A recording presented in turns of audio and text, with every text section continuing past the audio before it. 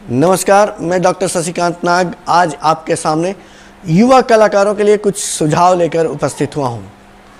और युवा कलाकारों के लिए जो सुझाव है इसे आप अपने कला मित्रों के साथ साझा कर सकते हैं। सभी लाभान्वित होंगे, ऐसी मुझे आशा है, उम्मीद है। तो पहला सुझाव है, सर्वप्रथम आपको अपनी कला को निखारना चाहिए।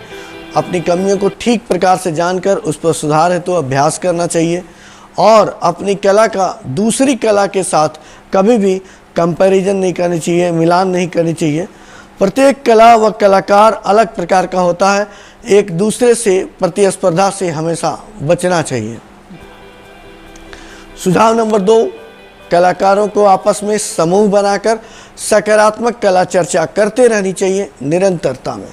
वैसे में जब आप इस दौर से गुजर रहे हों जहां हर तरफ अवसाद की खबरें आपको पहुंच रही हैं।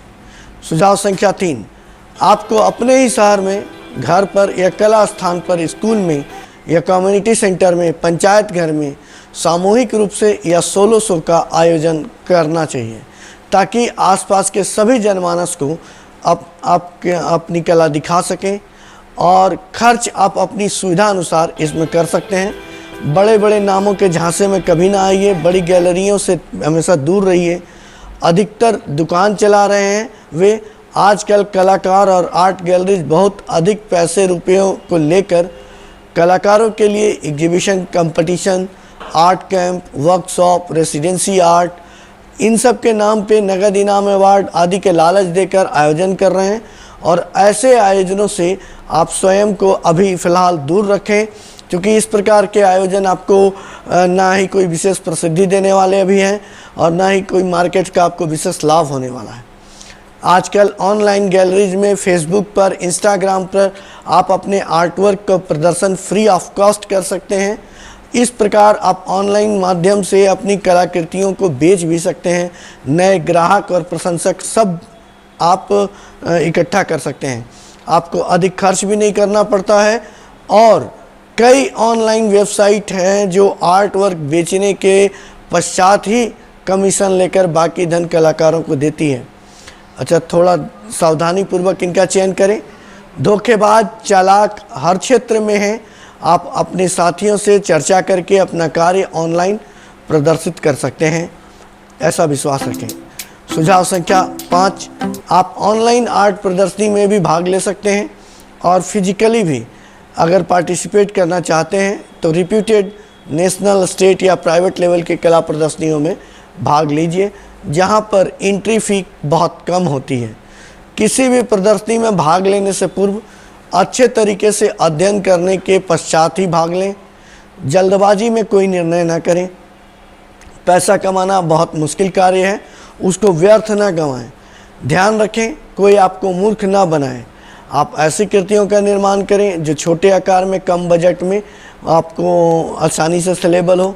बहुत ज़्यादा महंगी आकृतियाँ बना लेंगे तो आजकल मुश्किल है। आज आपकी प्रतिस्पर्धा प्रिंटिंग इंडस्ट्री से है। छोटे छोटे आर्टवर्क जो हैं प्रिंट कराकर बाज़ार में सस्ते दामों में उपलब्ध हैं, तो कुछ वैसे ही छोटे साइज़ की कृतियाँ, पॉपुलर इमेज आप बनाएं। और जब आप आर्टवर्क आपका बोलने लगता है तब आप समझ जाएं खुद भी कि यह टंगने के लिए तैयार है। तब आप इसे किसी भी रीज़नेबल प्राइस पर सीधा डायरेक्ट खरीदने वाले को बेचने का प्रयास करें, क्योंकि किसी गैलरी को अधिक कमीशन देना से बेहतर है कि आप इसे कम कीमत पर कला के कद्रकान को सीधा दें। वो इसे अधिक सम्मानपूर्वक अपने घर में, ऑफिस में स्थान देंगे और आपका प्रचार भी करेंगे। धीरे धीरे आपकी कार्य बिकना शुरू हो जाता है। अधिकतर कलाकार इसी तरीके से अपने कला कार्य को प्रमोट करते हैं, बेचने की शुरुआत करते हैं, पर आपसे अपना एक्सपीरियंस शेयर नहीं करते। सिद्धस्थ कलाकार बुरा नहीं मानेंगे इस मामले में हमारे सुझाव को। एक बार बहुत महत्वपूर्ण है जो सुझाव संख्या 7 के अंतर्गत मैं आपको बता रहा हूँ। आप केवल कला को बेचकर कमाने के बारे में ही सारा जीवन व्यर्थ न गंवाएं, बल्कि कला को शौक के रूप में रखें और अपना व्यवसाय कला से संबंधित अन्य कोई भी रखकर आप अपनी कला यात्रा जारी रख सकते हैं। साइड में कोई दूसरा कार्य करते हुए भी इनकम रखें जो आपके इस कला कार्य से संबंधित हो, इसको प्रमोट भी करें। कला सिखाना भी एक अच्छा कार्य हो सकता है, आप टीचिंग के रूप में इसे अपना सकते हैं और इससे आपकी सफलता की संभावना भी बढ़ जाती है। अध्यापक बनना सर्वाधिक गर्व का विषय है, इससे आपका सर्किल भी बहुत तेज़ी से बड़ा होता है, आपको अधिक लोग जानेंगे तो आप अधिक सफल होंगे। अन्य बात मैं जो आपको कहना चाहूँगा वो बहुत अधिक महत्वपूर्ण है। सुझाव संख्या 8 में आप इसे जानें। हमें हमेशा चुनाव करना पड़ता है, चुनना पड़ता है, दो बातों में से एक, कभी दो व्यक्तियों में से एक। इस संसार में नकारात्मक और सकारात्मक ऊर्जा है, केवल दो ही प्रकार के लोग हैं। एक वो हैं जो आपको सही रास्ता बताएंगे, एक वो जो आपको उल्लू बनाकर अपना रास्ता साधेंगे, आपको मूर्ख बनाकर केवल अपना स्वार्थ सिद्ध करेंगे। ऐसे लोगों को पहचान कर चिन्हित करके रखिए। इंसान का स्वभाव कभी बदलता नहीं, यह दोस्त के रूप में आपके आसपास रहते हैं। इनको अपनी ज़िंदगी में स्थान कभी मत दीजिए। अपने आसपास अपनी ज़रूरत के अनुसार ही अपने मित्र बनाइए, तभी आपका कल्याण होगा। जो आपको सही मार्गदर्शन न दे वो काहे का आपका मित्र है। एक भी कपटी मित्र अपने पास न रखिए, केवल सकारात्मक मित्र जो आपको अपनी बातों से ही सही लेकिन ऊर्जा दे। सकारात्मक स्थान को ही स्वीकार करें, रहने के लिए चुन करके स्वीकार करें और त्याग करना भी सीखें। अनावश्यक त्यागेंगे तभी आवश्यक स्वीकार करने हेतु मन में, मस्तिष्क में, घर में स्थान होगा।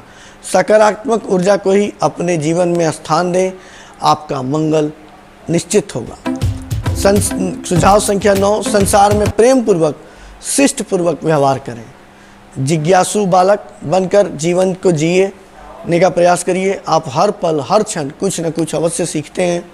जिस क्षण हम अपने सीखने के द्वार को बंद कर देते हैं, हम कुएं के मेढक बन जाते हैं और हमारी उन्नति बंद हो जाती है। उन्नति तब तक है जब तक अपने आसपास सौहार्द बनाकर, केवल सकारात्मक ऊर्जावान मनुष्यों का, प्रकृति का वातावरण बनाकर जीवन यापन हम करते हैं और समस्त सृष्टि का इससे उत्थान होता है, विकास होता है। सुझाव संख्या 10, बांटना सीखिए। आपके पास बहुत कुछ है, जब आपके पास काम का नहीं रहा है, जो अब आपकी ज़रूरत नहीं है, उसे दूसरों को दीजिए जिसको ज़रूरत हो। कोई वस्तु, कोई पुस्तक, कुछ भी, अपना ज्ञान भी सब में बांटिए। जब आप अपना देना सीख जाते हैं ना, तो स्वयं से आपको मिलना भी शुरू हो जाता है। प्रतिदिन एक अच्छा कार्य अवश्य करिए, आपकी ज़िंदगी मिसाल बन जाएगी। ग्रीटिंग्स के तौर पे जीने की शुरुआत करिए। हमेशा बी पॉजिटिव, बी प्रैक्टिकल बने। क्षमा करना सीखें, सबको क्षमा कर दें, पर साथ उन्हीं का रखें जो इसके योग्य हैं। हमारी क्षमता सीमित है, अपनी ज़िंदगी में केवल चुन चुन कर स्थान दीजिए, चाहे वो व्यक्ति हो या कोई अच्छी बात। अपने मन को पवित्र मंदिर की तरह रखें। हमारा मन कोई कूड़ा घर नहीं है कि कोई कुछ भी कह दे हमारे, या बुरा मानकर हम अपना समय नष्ट कर दें और हमारे मन में जगह बना ले। इन चीज़ों को दूर रखिए। अपनी ऐसी नकारात्मक सोच को सबको बताकर उजियारा फैलाएं। जो ठोकर आपने खाई है, दूसरों को उससे बचाएं, खुद भी बचें कि दोबारा आपको ठोकर ना हो। आपका जन्म स्थान, आपका घर, आपका विद्यालय, माता पिता, परिवारजन, शिक्षक, मित्र आदि सर्वाधिक महत्वपूर्ण हैं अपनी ज़िंदगी में, इसलिए इनका आप आदर करें। इन्हीं की वजह से आपका निर्माण हुआ है। अपनी ज़िंदगी में सर्वप्रथम और हमेशा इन्हीं को स्थान दें। न दिखावटी और नकली दुनिया के चोचलों से बचें। किसी से भी जल्दी आकर्षित न हो, बल्कि शांत रहते हुए, चिंतन मनन अध्ययन करते हुए भी ज़िंदगी के महत्वपूर्ण निर्णय को लें। उम्मीद करते हैं आपको यह जानकारी बहुत अच्छी लगी होगी। आप अपने कला मित्रों से चर्चा करें। यदि आपको ये वीडियो अच्छा लगा तो अपने मित्रों को भी बताएं। निश्चित है आपको आज इस जो संसार में एक महामारी का दौर चल रहा है, वैसे दौर में जब सब तरफ अवसादपूर्ण सूचनाएं मिल रही हैं, आपको हमारे इस वीडियो से बहुत अच्छा मार्गदर्शन मिलेगा। थैंक यू, नमस्कार, प्रणाम।